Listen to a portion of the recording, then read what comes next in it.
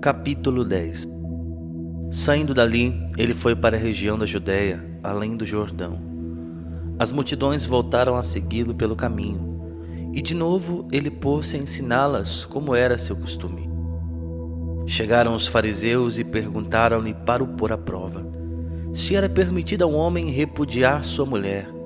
Ele respondeu-lhes: Que vos ordenou Moisés? Eles responderam: Moisés permitiu escrever carta de divórcio e despedir a mulher. Continuou Jesus: Foi devido à dureza do vosso coração que ele vos deu essa lei. Mas no princípio da criação, Deus os fez homem e mulher. Por isso, deixará o homem pai e mãe e se unirá à sua mulher. E os dois não serão senão uma só carne. Assim, já não são dois, mas uma só carne. Não separe, pois, o homem o que Deus uniu. Em casa, os discípulos fizeram-lhe perguntas sobre o mesmo assunto. E ele disse-lhes: Quem repudia sua mulher e se casa com outra, comete adultério contra a primeira. E se a mulher repudia o marido e se casa com outro, comete adultério. Apresentaram-lhe então crianças para que as tocasse, mas os discípulos repreendiam os que a apresentavam. Vendo, Jesus indignou-se e disse-lhes: Deixai vir a mim os pequeninos e não os impeçais, porque o reino de Deus é daqueles que se lhes assemelham. Em verdade vos digo, todo o que não receber o reino de Deus com a mentalidade de uma criança, nele não entrará. Em seguida, ele as abraçou e as abençoou, impondo-lhes as mãos. Tendo ele saído para se pôr a caminho, veio alguém correndo e, dobrando os joelhos diante dele, suplicou-lhe: Bom mestre, que farei para alcançar a vida eterna? Jesus disse-lhe: Por que me chamas bom? Só Deus é bom. Conheces os mandamentos: Não mates, não cometas adultério, não furtes, não digas falso testemunho, não cometas fraudes, honra pai e mãe. Ele respondeu-lhe: Mestre, tudo isso tenho observado desde a minha mocidade. Jesus fixou nele o olhar, amou-o e disse-lhe: Uma só coisa te falta. Vai, vende tudo que tens e dá aos pobres, e terás um tesouro no céu. Depois, vem e segue-me. Ele entristeceu-se com essas palavras e foi-se todo abatido, porque possuía muitos bens. E olhando Jesus em derredor, disse a seus discípulos: Quão dificilmente entrarão no reino de Deus os ricos. Os discípulos ficaram assombrados com suas palavras, mas Jesus replicou: Filhinhos, quão difícil é entrarem no reino de Deus os que põem a sua confiança nas riquezas. É mais fácil passar o camelo pelo fundo de uma agulha do que entrar o rico no reino de Deus. Eles ainda mais se admiravam, dizendo a si próprios: Quem pode então salvar-se? Olhando Jesus para eles, disse: Aos homens isso é impossível, mas não a Deus, pois a Deus tudo é possível. Pedro começou a dizer-lhe: Eis que deixamos tudo e te seguimos. Respondeu-lhe Jesus: Em verdade vos digo, ninguém há que tenha deixado casa, ou irmãos, ou irmãs, ou pai, ou mãe, ou filhos, ou terras, por causa de mim e por causa do Evangelho, que não receba já neste século 100 vezes mais casas, irmãos, irmãs, mães, filhos e terras, com perseguições, e no século vindouro a vida eterna. Muitos dos primeiros serão os últimos, e dos últimos serão os primeiros. Estavam a caminho de Jerusalém, e Jesus ia adiante deles. Estavam perturbados e o seguiam com medo, e tomando novamente a si os 12, começou a predizer-lhes as coisas que lhe haviam de acontecer. Eis que subimos a Jerusalém, e o Filho do Homem será entregue aos príncipes dos sacerdotes e aos escribas. Irão condená-lo à morte e será entregue aos gentios. Escarnecerão dele, cuspirão nele, irão açoitá-lo e hão de matá-lo, mas ao terceiro dia ele ressurgirá. Aproximaram-se de Jesus Tiago e João, filhos de Zebedeu, e disseram-lhe: Mestre, queremos que nos concedas. Que quereis que vos faça? Concede-nos que nos sentemos na tua glória, um à tua direita e o outro à tua esquerda. Não sabeis o que pedis, retorquiu Jesus. Podeis vós beber o cálice que eu vou beber, ou ser batizados no batismo em que eu vou ser batizado? Podemos, asseguraram eles. Jesus prosseguiu: Vós bebereis o cálice que eu devo beber, e sereis batizados no batismo em que eu devo ser batizado. Mas quanto a assentardes à minha direita ou à minha esquerda, isso não depende de mim. O lugar compete àqueles a quem está destinado. Ouvindo isso, os outros 10 começaram a indignar-se contra Tiago e João. Jesus chamou-os e deu-lhes esta lição: Sabeis que os que são considerados chefes das nações dominam sobre elas e os seus intendentes exercem poder sobre elas. Entre vós, porém, não será assim. Todo o que quiser tornar-se grande entre vós, seja o vosso servo, e todo o que entre vós quiser ser o primeiro, seja escravo de todos, porque o Filho do Homem não veio para ser servido, mas para servir e dar a sua vida em redenção por muitos. Chegaram a Jericó. Ao sair dali Jesus, seus discípulos e numerosa multidão, estava sentado à beira do caminho, mendigando Bartimeu, que era cego, filho de Timeu. Sabendo que era Jesus de Nazaré, começou a gritar: Jesus, filho de Davi, tem compaixão de mim.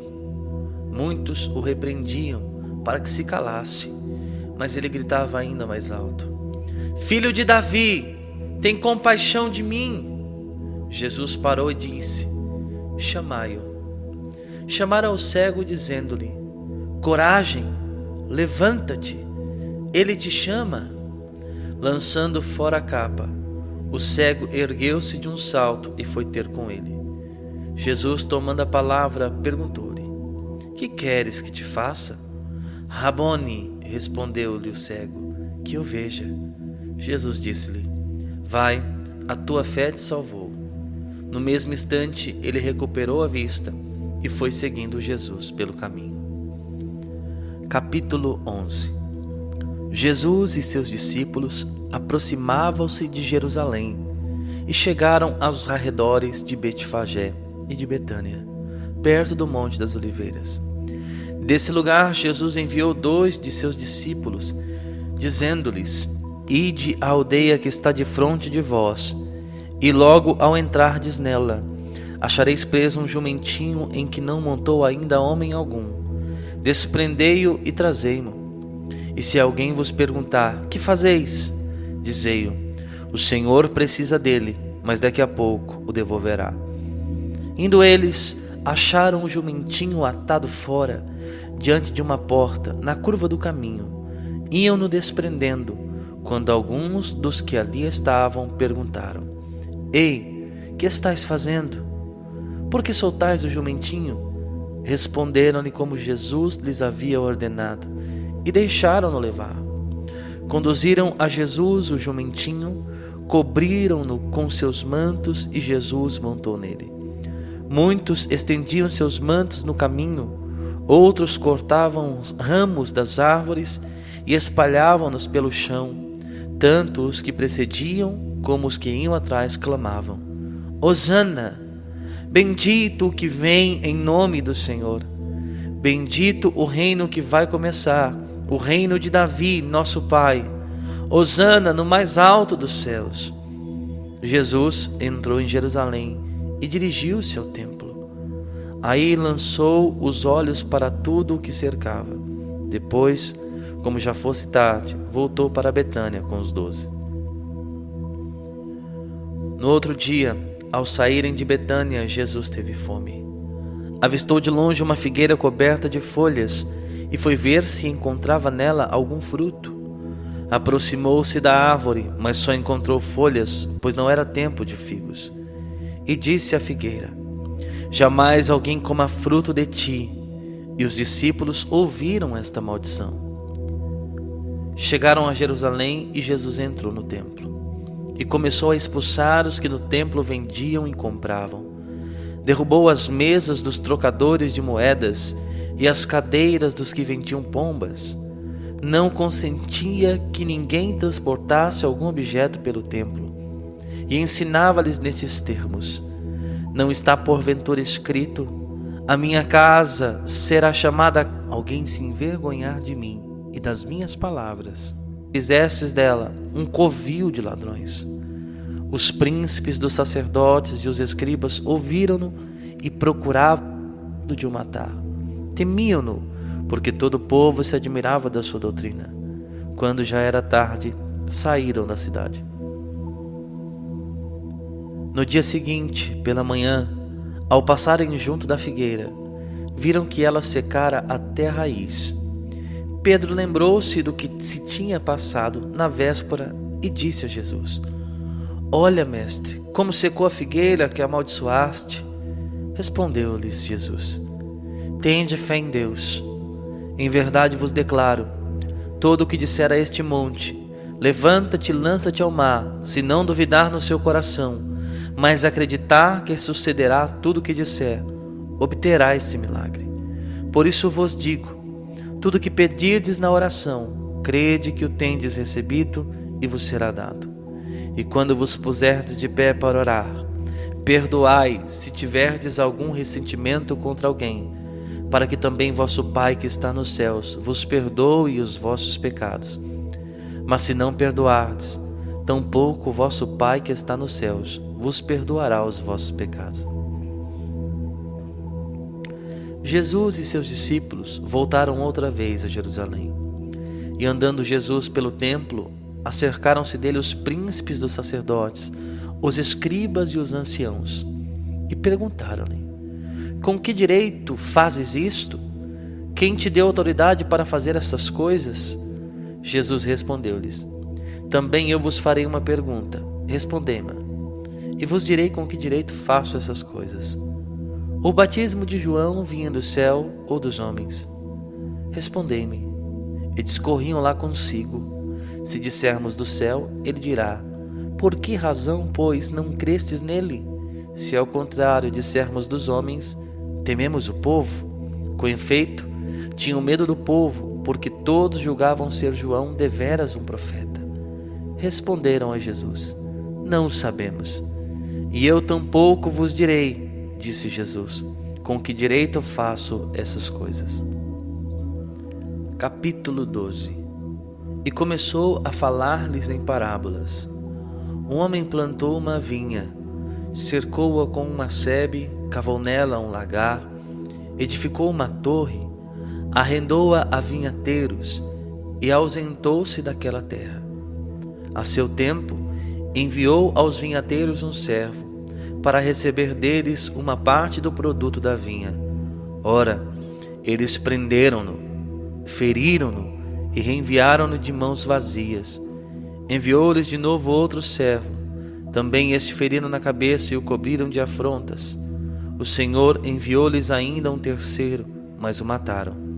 E enviou outros mais, dos quais feriram uns e mataram outros. Restava-lhe ainda seu filho único, a quem muito amava. Enviou-o também por último a ir ter com eles, dizendo: terão respeito a meu filho.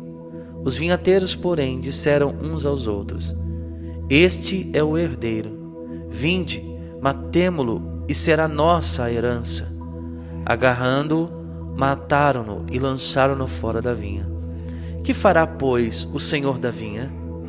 Virá e exterminará os vinhateiros e dará vinha a outro. Nunca lestes essas palavras da Escritura? A pedra que os construtores rejeitaram veio a tornar-se pedra angular. Isto é obra do Senhor, e ela é admirável aos nossos olhos. Procuravam prendê-lo, mas temiam o povo, porque tinham entendido que a respeito deles dissera esta parábola, e deixando-o, retiraram-se. Enviaram-lhe alguns fariseus e herodianos, para que o apanhassem em alguma palavra.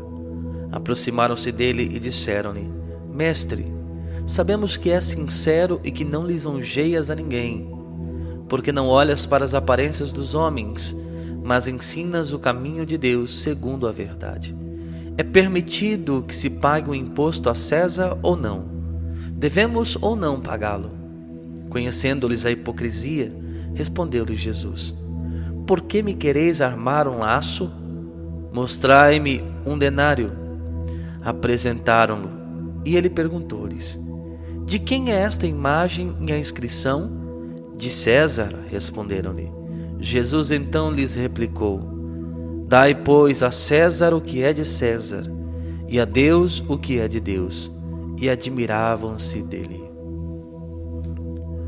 Ora, vieram ter com ele os saduceus, que afirmam não haver ressurreição, e perguntaram-lhe: Mestre, Moisés prescreveu-nos, se morrer o irmão de alguém e deixar mulher sem filhos, seu irmão despose a viúva e suscite posteridade ao seu irmão.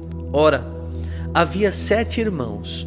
O primeiro casou e morreu sem deixar descendência. Então o segundo desposou a viúva e morreu sem deixar posteridade. Do mesmo modo o terceiro, e assim tomaram-na os 7 e não deixaram filhos. Por último morreu também a mulher. Na ressurreição, a quem desses pertencerá a mulher? Pois os 7 a tiveram por mulher. Jesus respondeu-lhes: Errais, não compreendendo as Escrituras nem o poder de Deus. Na ressurreição dos mortos, os homens não tomarão mulheres, nem as mulheres maridos, mas serão como os anjos nos céus. Mas quanto à ressurreição dos mortos, não lestes no livro de Moisés como Deus lhe falou da sarça, dizendo: Eu sou o Deus de Abraão, o Deus de Isaac e o Deus de Jacó? Ele não é Deus de mortos, senão de vivos. Portanto, estáis muito errados. Achegou-se dele um dos escribas que os ouvira discutir, e vendo que lhes respondera bem, indagou dele: Qual é o primeiro de todos os mandamentos? Jesus respondeu-lhe: O primeiro de todos os mandamentos é este: Ouve, Israel, o Senhor nosso Deus é o único Senhor. Amarás ao Senhor teu Deus de todo o teu coração, de toda a tua alma, de todo o teu espírito e de todas as tuas forças. Eis aqui o segundo: amarás o teu próximo como a ti mesmo. Outro mandamento maior do que estes não existe. Disse-lhe o escriba: Perfeitamente, mestre. Dissestes bem que Deus é um só e que não há outro além dele. E amá-lo de todo o coração, de todo o pensamento, de toda a alma, de todas as forças, e amar o próximo como a si mesmo, excede a todos os holocaustos e sacrifícios. Vendo Jesus que ele falava sabiamente, disse-lhe: Não estás longe do reino de Deus. E já ninguém ousava fazer-lhe perguntas. Continuava Jesus a ensinar no templo e propôs esta questão: Como dizem os escribas que Cristo é o filho de Davi? Pois o mesmo Davi diz, inspirado pelo Espírito Santo: Disse o Senhor a meu Senhor: Senta-te à minha direita, até que eu ponha os teus inimigos sob os teus pés. Ora, se o próprio Davi o chama Senhor, como então é ele seu filho? E a grande multidão ouvia-o com satisfação.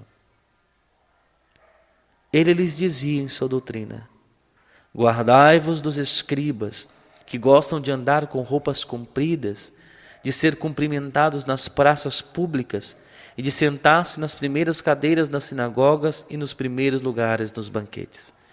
Eles devoram os bens das viúvas e dão aparência de longas orações. Estes terão um juízo mais rigoroso. Jesus sentou-se defronte do cofre de esmola e observava como o povo deitava dinheiro nele. Muitos ricos depositavam grandes quantias. Chegando uma pobre viúva, lançou 2 pequenas moedas, no valor de apenas 1 quadrante. E ele chamou os seus discípulos e disse-lhes: Em verdade vos digo, esta pobre viúva deitou mais do que todos os que lançaram no cofre, porque todos deitaram do que tinham em abundância, Esta, porém, pôs de sua indigência tudo o que tinha para o seu sustento.